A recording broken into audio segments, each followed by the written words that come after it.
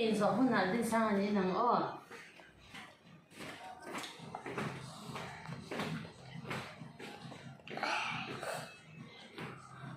baite ani na ponel nel chela ani na vandwa tak em o khai cho ka apin cho bara ani na puwa a apin cho bara voksa mi a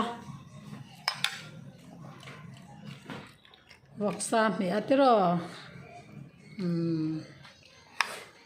te i le baite a kha te kha pomadu a baite a kha te kha pomadu le apin cho bara ani na puwa a ani pon nge da lo hai ru le nge da so en ra cho te in cho ei puara pina bara ani in baite a paboka cho kan bar boka chon ei thakhop mai cho barwal hin la ni ve a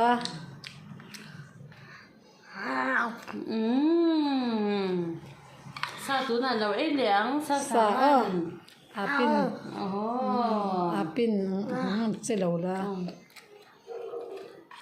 apin cho bara ani na puwa a pakhata pomboka te chon ei puar to a u ina la eya pero khale baite le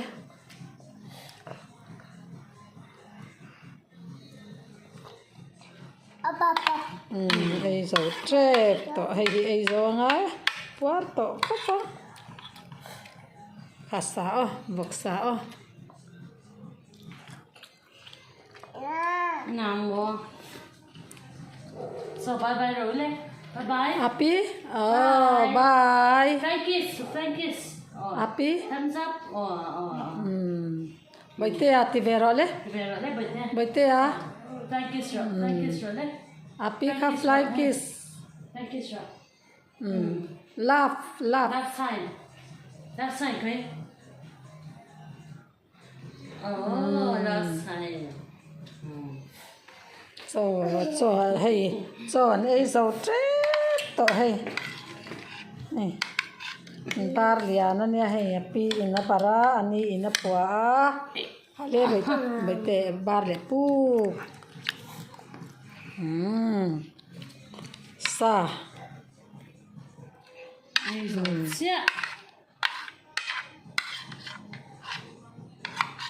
Puerta em baite. Puerta em. Porto tro.